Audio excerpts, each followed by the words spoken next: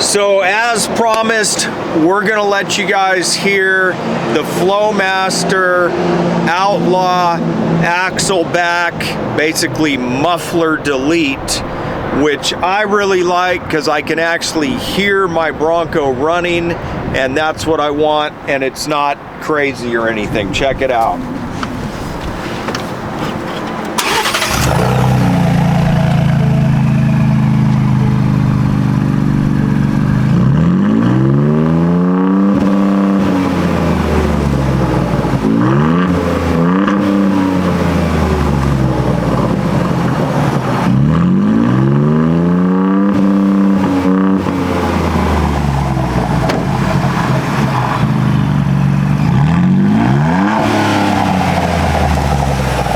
We will be doing a longer version of this video with actually booking down the highway, some internal noise. I would just tell you, this is not obnoxious just to delete the muffler on this 2.76 cylinder. I totally like it.